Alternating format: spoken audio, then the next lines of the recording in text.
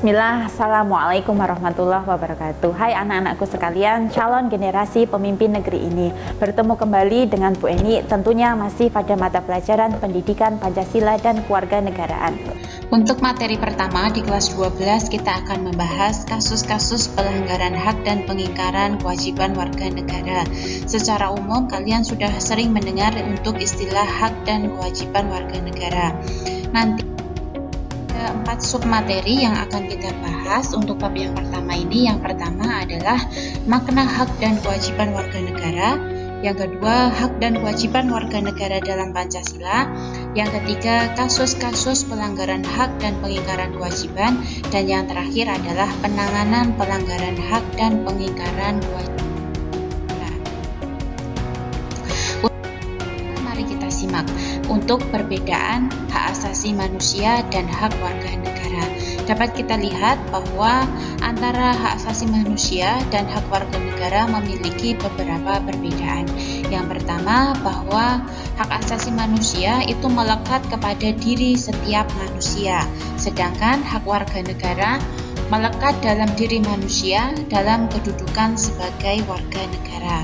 Jadi, hak asasi manusia itu bersifat universal atau dimiliki oleh setiap manusia, tetapi untuk hak warga negara itu tergantung dari status kewarganegaraannya.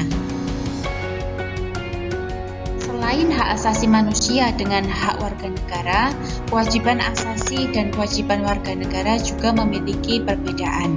Kewajiban asasi terlepas dari status kewarganegaraan yang dimiliki oleh orang tersebut, sedangkan kewajiban warga negara dapat diartikan sebagai tindakan atau perbuatan yang harus dilakukan oleh seseorang warga negara sebagaimana diatur dalam ketentuan peraturan perundang-undangan yang telah berlaku.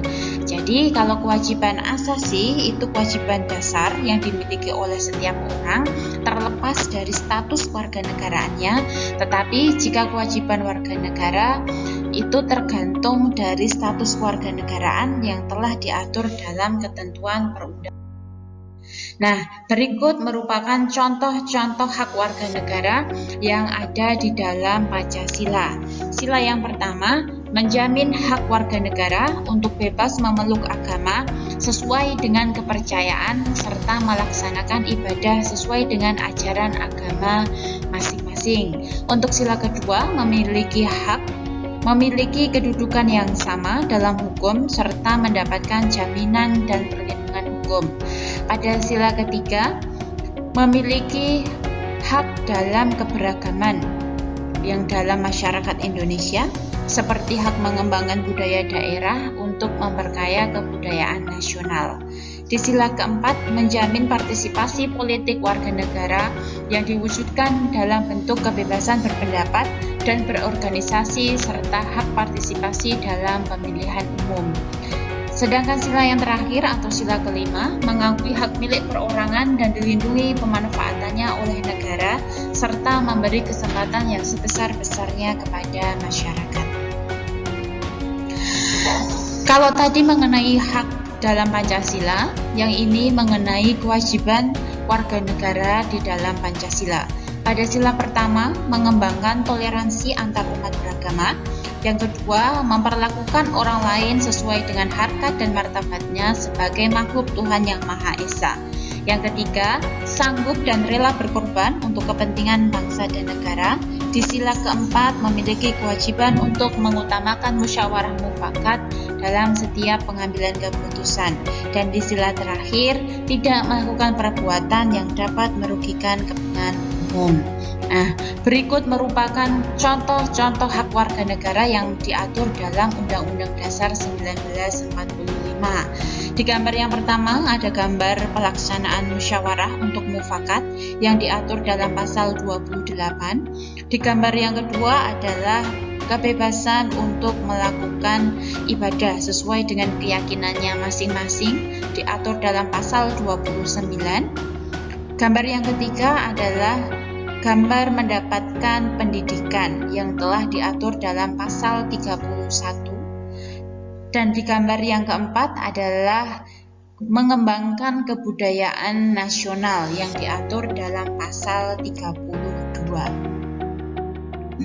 Dalam pelaksanaan hak dan kewajiban warga negara, pasti akan terjadi pelanggaran hak dan pengingkaran kewajiban yang disebabkan oleh beberapa faktor-faktor berikut.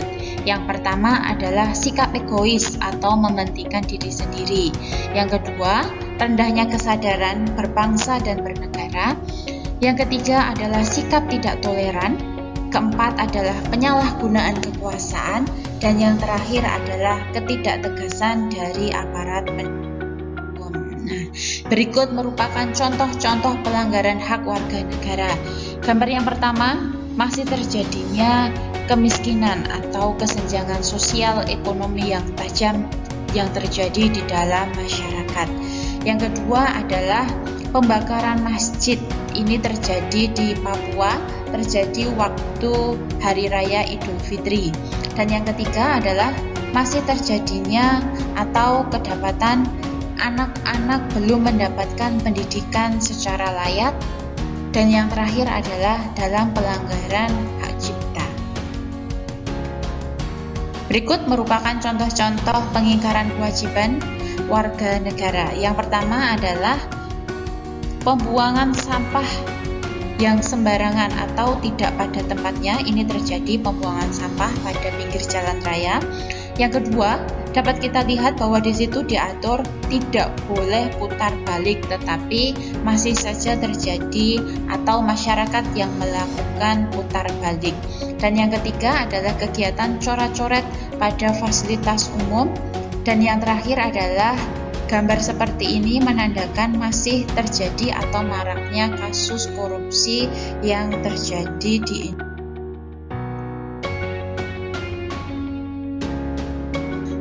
Dalam mengatasi kasus pelanggaran hak dan pengingkaran kewajiban, pemerintah telah melakukan berbagai upaya pencegahan yang dilakukan antara lain dengan menegakkan supremasi hukum dan demokrasi, yang kedua dengan mengoptimalkan peran lembaga negara, yang ketiga meningkatkan kualitas pelayanan publik, keempat dengan meningkatkan pengawasan dari masyarakat, yang kelima, meningkatkan profesionalisme lembaga keamanan dan pertahanan.